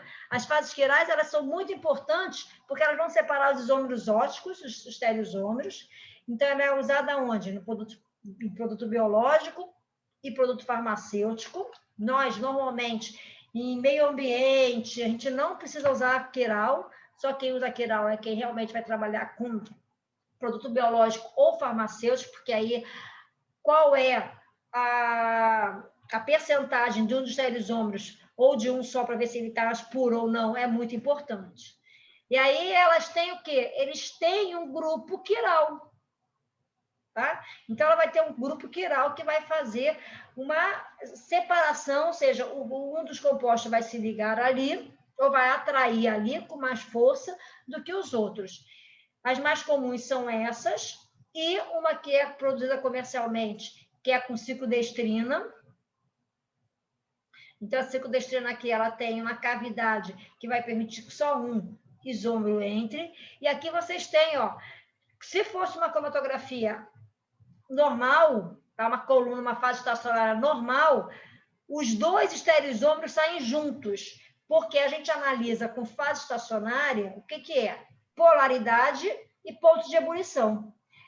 Não há diferença de polaridade e ponto de ebulição entre dois estereisômeros. Então, eles saem juntos. Eles só vão ser separados se você usar uma coluna que vai favorecer que um tenha uma interação maior, porque tem aquela relação chave-fechadura, tem uma relação maior. Então, aqui você conseguiu separar o 1 do 1, o 2 com 2, o 3 com 3, o 4 com 4. Tá? Aqui, ó, o S-limoneno com R-limonense, que é o produto natural, aroma da bergamota. Aqui o R-linalol se separou bastante aqui, ó, que é o óleo essencial, e aqui uma essência artificial. Na essência artificial, no óleo essencial, isso aqui é bem interessante, você tem o S e o R, o linalol só tem o R, e o linalil acetato só tem o R. A feita em laboratório, ela acaba tendo os dois estereisômeros, e você consegue diferenciar, tá? Então, você consegue diferenciar a essência artificial da bergamota do óleo essencial da bergamota. Tá? Eu achei bem interessante, quis mostrar isso para a Priscila ver, que ela falou que ela queria trabalhar com coluna quiral, então realmente é importante. Aqui eu já Obrigada, professora. Na verdade, eu não é que eu vou trabalhar com coluna quiral nem nada, mas é que era uma curiosidade minha, que às vezes os voláteis, eles se misturam um pouco, e cis e trans também se mistura um pouco, e às vezes é difícil de separar. Mas o cis e trans você consegue separar na coluna comum, tá? É difícil, mas você consegue. O RS você não consegue, só na coluna quiral. Uhum. Tá? Ah, legal. O cis e trans é ali, como é que a gente vai... daqui a pouco eu vou mostrar aqui algumas coisas. Uma das coisas que você separar, logo que você sabe que vai sair o cis e trans, você fazer com que a temperatura suba mais devagar. Tá? Aí você consegue, porque o cis e trans, eles têm polaridades diferentes. Então, você separa. Agora, o RS não. Tá? Entendi. Ah, legal. Obrigada, professora. Aqui só falando das colunas, eu não vou falar. Agora, uma coisa que é muito importante, então, além da fase estacionária, a gente precisa... Uma coisa que é extremamente importante que você precisa fazer para otimizar a sua análise é a temperatura da coluna. Tá? A temperatura da coluna, à medida que você aumenta a temperatura da coluna, você aumenta a pressão de vapor das substâncias e você aumenta a velocidade da migração. Vantagem disso, menor tempo de retenção. Mas pode ser que os compostos saem todos juntos. Então, você tem que trabalhar com a temperatura da coluna para poder favorecer a separação. Aqui está mostrando, ó, temperatura do forno da coluna aumentando. Se a temperatura é muito baixinha, os picos demoram a sair e vão perdendo sensibilidade, né? Eles vão ficando alargados. Então, você tem que tentar descobrir qual é a melhor temperatura para que tudo não saia na frente, mas para que saia alguma separação. Então, isso aqui, gente, é tentativa e erro. Faz uma injeção e ficou assim, pô, não ficou legal, está saindo muito alargado, está diminuindo muito a altura do meu pico. Eu vou diminuindo, mexendo na temperatura aumentando a temperatura do forno da minha coluna, mas eu não posso aumentar muito para que tudo saia junto com o solvente. Tá? Por isso, vocês têm que olhar bastante nos artigos, quando for trabalhar com cromatografia gasosa, a temperatura da coluna, sempre. Então, se a temperatura da coluna é baixa, os compostos mais voláteis são separados. E aqueles que menos voláteis demoram muito a sair e são picos mal definidos, são picos alargados, né? Quando aqui, isotermicamente, tá? Aqui, até bom porque você pode fazer 2 tipos de programação da temperatura. Uma é isoterma. O que significa isso? Você vai fazer toda a corrida com uma única temperatura. 60 graus, 100 graus, 120 graus, 300 graus. Ou programada. Você vai aumentando a temperatura à medida que você quer desejar. Por que isso é importante? Porque, às vezes, você consegue fazer isotermas em determinadas partes do cromatograma. Então, você, para não esticar muito, a gente vai ver aqui alguns exemplos, você consegue fazer com que a temperatura inicie mais rapidamente, depois ela vai mais devagar, depois ela volta mais rapidamente, e você vai otimizando a sua análise. Aqui, a temperatura da coluna alta, mas é isotérmica, tá? Você não separou nada aqui que ela leve. Aqui, ó, no início, com a temperatura baixa, você separa por ponto de ebulição aqueles compostos que são menor ponto de ebulição. Tem a desvantagem que os outros que têm maior ponto de ebulição demoram muito para sair. Temperatura mais alta, todo mundo sai muito próximo, então isso é uma coisa ruim, embora o composto volátil evolua mais rápido, mas que aqui ele demorava muito mais para sair. Porém, os primeiros saíram juntos, não separou. E aí, o que é a programação, né? Que é essa rampa de aquecimento que a gente chama, a programação do aquecimento. Sempre vai ter alguns parâmetros que vocês têm que colocar e procurar isso nos artigos. Toda temperatura de programação tem que ter uma temperatura inicial. Normalmente, a gente deixa um tempinho no início, até para poder estabilizar, para toda a molécula, a tua amostra chegar numa temperatura e entrar em equilíbrio numa mesma temperatura, já não ir logo aumentando a temperatura. Então, vocês vão procurar isso e vão avaliar isso e vão discutir isso no artigo, tá? Qual é a temperatura inicial, por quanto tempo ficou essa temperatura inicial, 5 minutos, 2 minutos. Depois você teve, olha, o aumento da temperatura. Tá? Então, vocês têm que colocar o seguinte, qual é essa razão de aumento? 4 graus por minuto, 10 graus por minuto, até chegar à temperatura final. Vocês podem fazer quantas rampas forem necessárias, tem alguns os equipamentos, eles limitam. Tem uns que fazem 3, pode fazer 3, tem outros que podem fazer 5, então também precisa saber qual é o equipamento e quantas rampas podem ser feitas para que você tenha uma separação. Aqui, ó, como é que ficou essa mesma análise com uma rampa de programação. Então, você deu tempo para essa primeira aqui separar e depois você fez com que essas viessem mais rápido, para não demorar muito, para não ficar um sinal mal resolvido. Qual que você vai usar? Depende da sua amostra, depende do que você quer ver, depende quanto tempo demora. Tem análises que são isotermas, tem análises que são com rampas de aquecimento. O que a gente sempre pede para o aluno, procura artigos com substâncias próximas ao que você vai analisar, pelo menos para ser um pontapé inicial para a gente começar a desenvolver a metodologia. Quando eu acho igualzinho que a gente quer, tudo de bom, que é só colocar ali e fazer. Mas nem sempre a gente tem um artigo igualzinho às nossas amostras. Ana Paula e Lourdes vão trabalhar com amostras que elas não sabem quais são, né? Então, vai ter que desenvolver metodologia e é um processo demorado, sim. Não deixa para fazer na última parte da sua tese. Não vai sair, vocês vão ficar decepcionados. Aqui, olha, outro modelinho, né? Aqui estou numa isoterma de 150 graus. Você vê que alguns sinais saíram muito próximos, tá? E outros já começaram a sair distorcidos. Quando você trabalha com a temperatura programada de 50 a 200 graus, com uma rampa de 8 graus Celsius por minuto, você já conseguiu ver quase todos os sinais. Você vê que alguns sinais saíram pequenininhos. Aqui, parou até...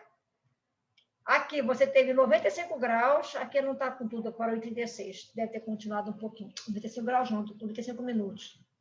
Aqui você deve ter continuado, mas o C21... Ah, não, aqui, ó, 36 minutos, já saiu o C21. Está aqui, ó, C14, C15. Ele saiu em 95 minutos. É aquilo que o Marcos falou, é otimizar o tempo de análise. A isoterma, às vezes, ela não é o ideal. Ela que demorou muito a tua corrida e não separou tão bem. Aqui, em 20 minutos, sai o 14 e o 15.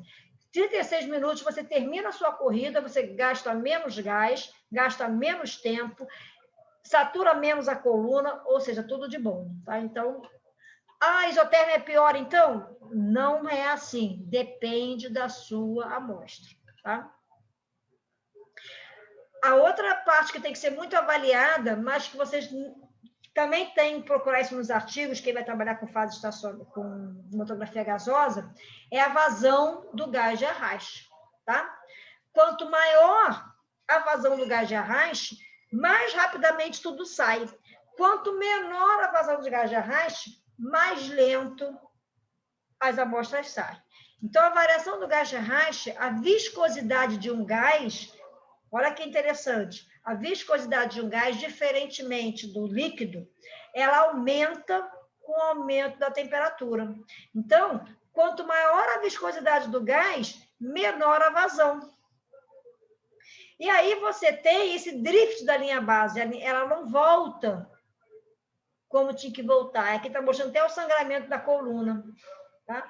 Porque você também começa a volatilizar a fase estacionária. Então, tem que tomar muito cuidado com a vazão do gás. À medida que você vai aumentando muito a temperatura, você tem que tentar forçar um pouquinho mais a vazão de gás para que você não tenha o gás ficar ali arrastando muito e levando a fase estacionária junto, tá? Então, sempre que você tiver esse aumento da fase estacionária aqui, tenta mexer na vazão do gás ou na temperatura, porque você está aumentando muito a viscosidade dele. Bom, o que tinha que falar de coluna era isso. Essas são as colunas mais comuns. Então, quando eu otimizar a metodologia, eu tenho que ver a coluna, temperatura e vazão do gás. Eu preciso me preocupar com o injetor, que o Vitor vai falar, e a última parte é o detetor, que o detetor é extremamente importante, porque é ele que vai detectar seu sinal, tá? Então, hoje, já foram estudados 60 detectores, mas só 4 respondem pela maioria das nossas aplicações para a nossa sorte, né? Então, nós temos o TCD, que é a condutividade térmica, o ECD, captura de elétrons, o FIDS, ionização de chama, e o MS, que é o de massas. Eu não vou falar deles, quem vai falar deles vai ser o Vitor, tá? Só vou chamar a atenção para o MS, porque eu sei que vai ter gente fazendo o MS, então eu quero chamar algumas atenções dele. Os detetores, eles são classificados como detetores universais, ele gera sinal para qualquer substância que sai. Então, normalmente, os universais, a gente tem o FID e o massas. Tem detectores que são seletivos, ou seja, algumas substâncias mostram algumas características, por exemplo, TCD, que é térmico, ECD, captura de elétrons, e tem os específicos, que são aqueles para determinados elementos. Nós temos lá na central analítica um que é específico para nitrogênio e fósforo. Então, se o teu composto ele pode ter tudo, mas tem nitrogênio e fósforo, ele só vai ver os compostos que têm nitrogênio e fósforo, ele não enxerga os outros. Tá? Aqui está o detector de massas, tá? O massas está aqui do ladinho. O que o massas faz? Né? O massas ele é extremamente importante. Eu não vou entrar no massas, o nosso curso é de cromatografia, eu não vou entrar em detalhe no massa, porque a análise de massas ela exige uma outra aula específica só para ela, a gente não teria tempo. Mas só para vocês terem uma ideia, o detetor de massas, ele tem uma câmara de ionização, então a amostra entra, tá? E aí ela vai ser ionizada, ou seja, o que significa isso? Você vai dar um feixe de elétrons que vai arrancar um elétron dela e vai então fazer com que a sua amostra se ionize, fique com carga mais 1. Compostos ionizados, eles sofrem atrações pelo espectro, pelo campo magnético. Então, você faz com que essa amostra passe por um tubo magnético sem ser chocada pelo campo magnético. Não sei se vocês lembram lá de Física 3, quem fez Química já lembrou disso, que quando você tem uma partícula carregada, ela vai fazer, ó, dependendo do campo magnético, ela vai fazer um movimento curvilíneo, tá? Ela vai tender a ser atraída pelo campo magnético. Mas essa atração, esse movimento curvilíneo, vai depender da sua velocidade.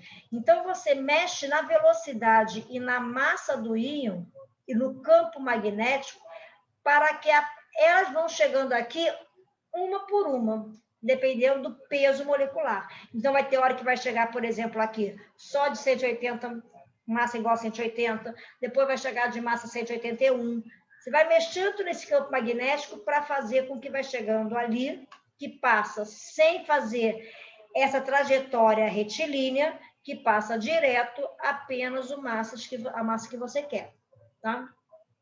Isso muito resumidamente, tá, gente? Tem mais coisas só para vocês, quando olharem um massas, entender o que é importante. Então, aqui é o cromatograma. E aí, esse aqui, então, o pico de massas. O que o cromatograma dá? O que é o espectro de massas? Ele pega esse sinal e degrada esse sinal, tá? Então, você tem vários pedacinhos da molécula que foram degradadas. Então, você tem do pico 1 e do pico 2. E isso é extremamente importante, porque isso vai permitir, e eu vou passar para cá, que você, dependendo dos picozinhos que a sua amostra vai dar, você usa uma biblioteca do equipamento, que é a biblioteca NIST, que é a mais comum, e você consegue descobrir quais são os compostos prováveis que você tem. Tá? Então, por exemplo, aqui, um composto que eluiu, ele vai falar que tem 99% de chance de ser o dodeceno. Porém, também tem 91% de chance de ser o dodecanol. Mas só tem 32% de chance de ser o 8-metil-3-1-deceno. Então, como é que essa biblioteca NIST ela trabalha? Ela compara esse espectro com vários outros espectros de compostos puros. Então, eles vão ver todos esses sinais, todas as áreas, e vão colocar a probabilidade de ser esses compostos. Tá? Quando a gente não tem biblioteca NIST, a gente faz a fragmentação do espectro de massas.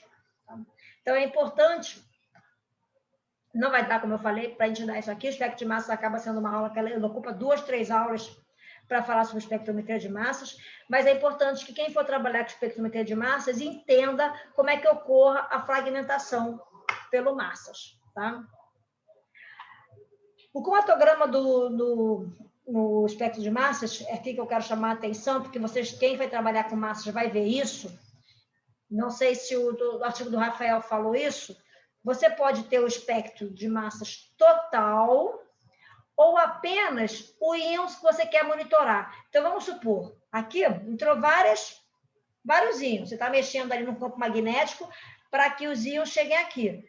Mas eu só quero que chegue aqui, eu só quero monitorar o de massa 149. Então, eu faço a minha programação só para aparecerem aqueles que vão dar massa 149. Então, por exemplo, quem trabalha com cromatografia de hidrocarboneto quer saber se vai ser o linear, ou se é aromático, ou se é ramificado. Então, escolhe aqui quais são os fragmentos que são comuns àqueles compostos.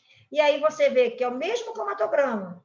A amostra é a mesma, só que aqui aparece tudo e aqui só aparece quem você quer. Então, esse aqui é um detetor universal e esse aqui é o de maior sensibilidade. Tá? A vantagem é que todos os CG massas, ele faz tanto o TIC quanto faz o SIM. Quando é que eu uso um, quando é que eu uso o outro? Eu vou usar o TIC no caso da Ana Paula. Ela não sabe o que ela quer, ela não sabe o que ela vai ter.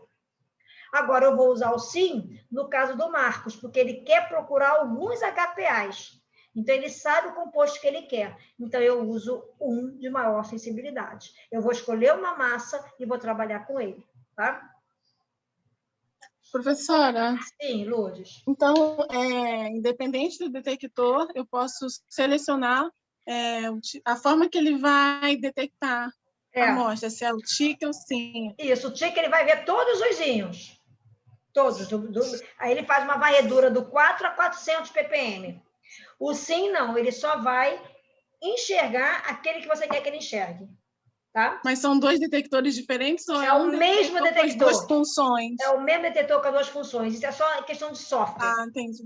Tá entendi.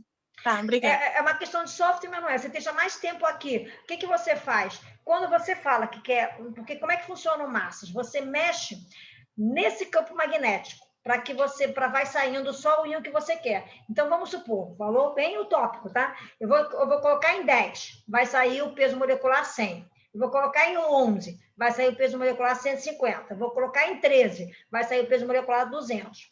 Então, eu só quero 200, eu só coloco em 13 o campo magnético. Os outros vão aparecer, mas ele não vai detectar, porque os outros vão colidir com o campo, entendeu? Vão estar na trajetória que colide com o campo. Entendi. Só vai passar um. Quando você faz a varredura, você vai andando com o campo magnético de um em um, para que cada hora um chegue lá. E você tem a varredura de todo o espectro, a gente chama de scan, varredura total. Esse aqui, o TIC, é a varredura total. É o cromatograma que tem todos os íons que você analisou. O SIM é o íon seletivo. Você escolhe alguns íons que você quer que ele enxergue. E aí o campo magnético vai ficar setado para aqueles que vai te dar o íon que você quer. Tá bom? Entendi, obrigada. De nada. Maravilhoso, é uma técnica maravilhosa que a gente usa muito no CGMS. Principalmente quem trabalha com... Só para vocês terem uma ideia, quem trabalha com produto natural, quem trabalha com... acaba fazendo o TIC, não dá para fazer o SIM. Mas vamos supor, chegou uma água de um rio toda suja, e você quer saber quanto tem naquele rio de um composto. Vamos pensar aqui, DDT, tá? Aí você vai setar, você vai fazer o SIM só para o DDT. Você vai ver qual é o íon dele, que é maior, que é o mais intenso, que ele se quebra todo, então qual é o fragmento que é mais intenso, e você só seta aquele. E aí o teu cromatograma sai tudo limpinho, só vai aparecer ele. Então, às vezes a tua água está toda porcaria. Infelizmente, a Emanuela hoje não pôde vir. A Emanuela trabalha muito com SIM, porque você tem uns plasmas cheios de outras substâncias e você só quer analisar uma substância. Então, você vai trabalhar com SIM, porque ele é totalmente seletivo para aquela substância. Bom, isso aqui agora eu vou... Aqui é mostrando como é que fica o TIC. O TIC, ele vem assim, e depois, quando vem o seletivo, tá? Para vocês verem. Assim que eu já falei, do cromatograma. E aí, eu não vou ficar me estendendo muito, vai ficar muito cansativa a aula, mas eu vou só passar essa parte aqui. Depois, o que faltar, a gente vai conversando quando vocês forem apresentar o seminário. Vocês dão uma olhadinha na apresentação e na hora do seminário eu vou fazendo alguns comentários.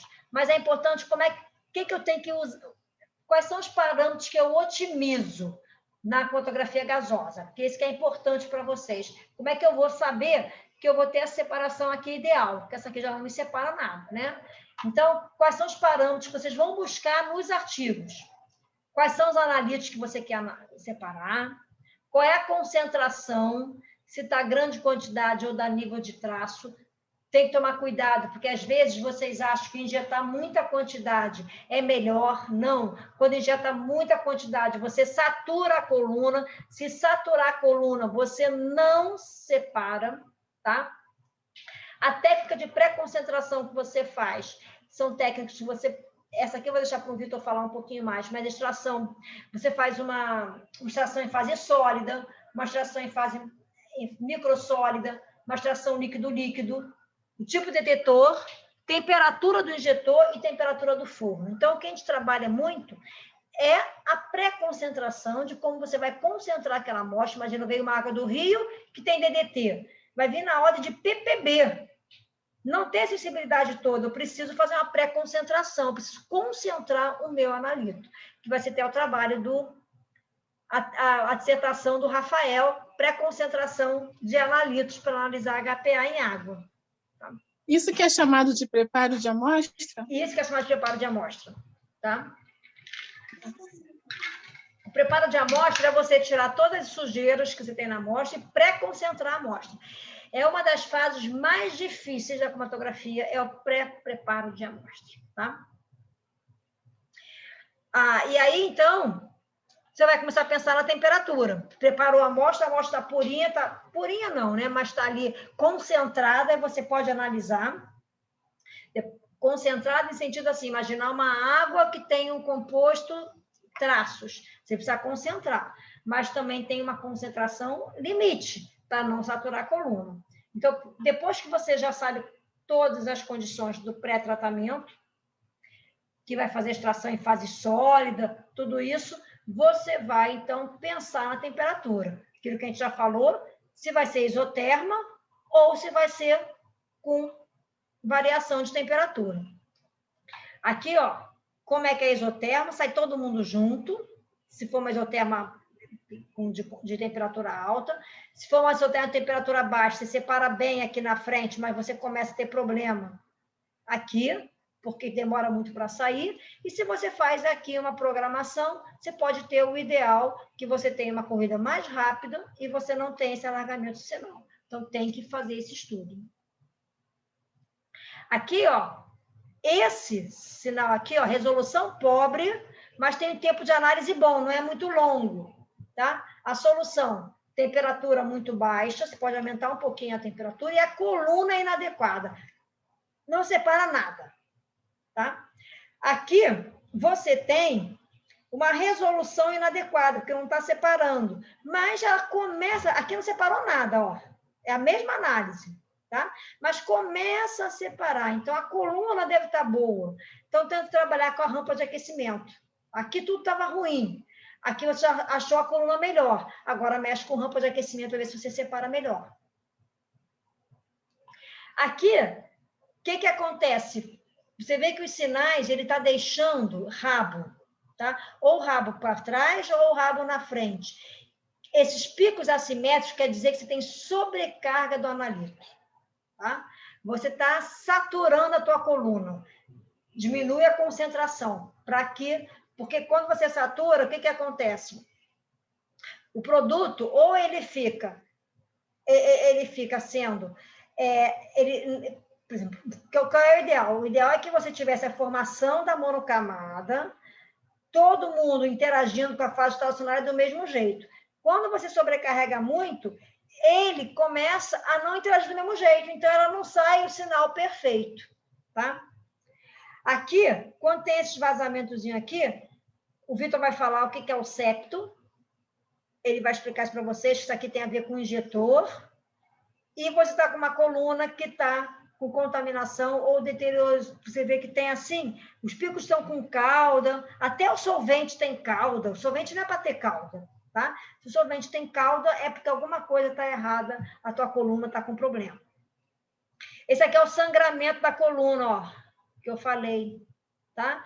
Sangramento da coluna, porque a temperatura no final está muito alta, você tem que diminuir essa temperatura.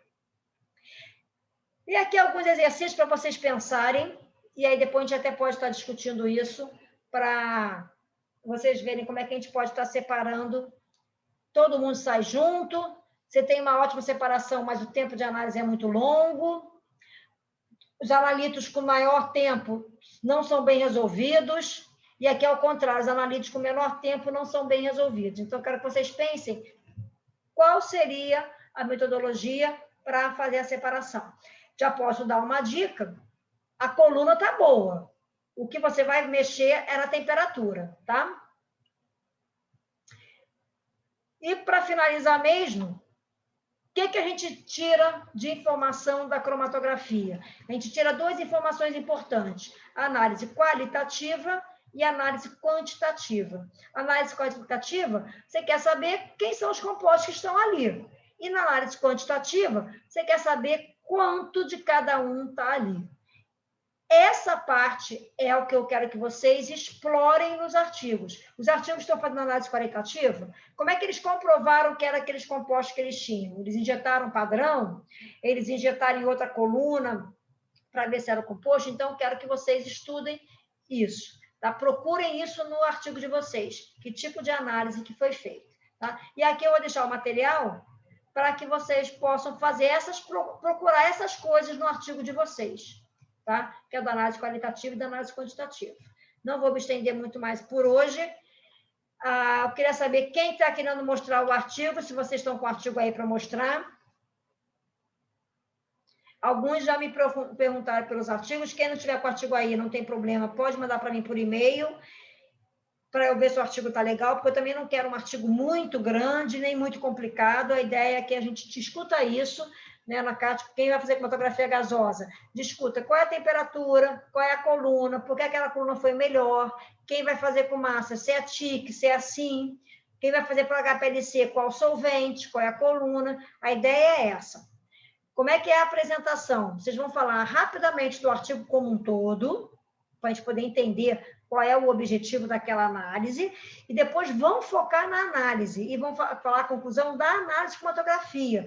Não precisam ler o artigo todo, não precisa ficar perdendo tempo, né, se desesperando para entender o artigo todo. Se ler o artigo todo vai ajudar a vocês entenderem mais da cromatografia, ok, mas não é obrigatório e nem necessário. Sei que tem alguém, se eu não me engano, acho que foi a Ana Carolina, que mandou para mim um trabalho que o cara fez FTIR, fez TG, fez uma porção de coisa. É interessante? É, mas não é o objetivo do nosso curso aqui, senão a gente vai ficar, vocês vão ficar apresentando a noite toda, tá? A ideia é focar na cromatografia, mas é importante vocês mostrarem o objetivo do trabalho, pelo menos, senão também a gente não entende qual é a importância da cromatografia, tá? Alguém quer fazer algum comentário? Mônica, Ana Oi, Paula. Ana, fala.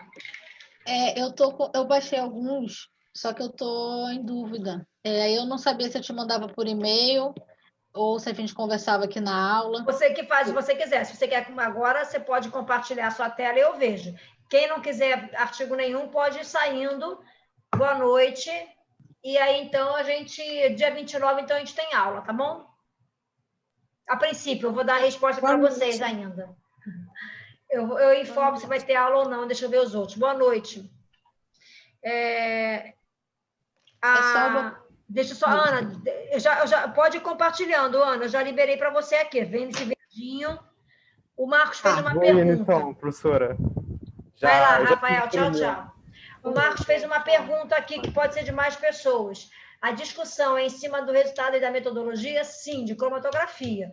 Mas a parte escrita tem que ter isso que eu estou falando. O objetivo do trabalho, um pouquinho na introdução para a gente poder entender o trabalho, depois o objetivo, aí vem a metodologia e resultados da cromatografia, tá? Pode ir lá, Ana, conseguiu? Vou colocar agora. Tá bom. Vou tentar, né? Boa noite, Marcos. Você está vendo? Ainda não, mas vai entrar, tá entrando. Ah, tá.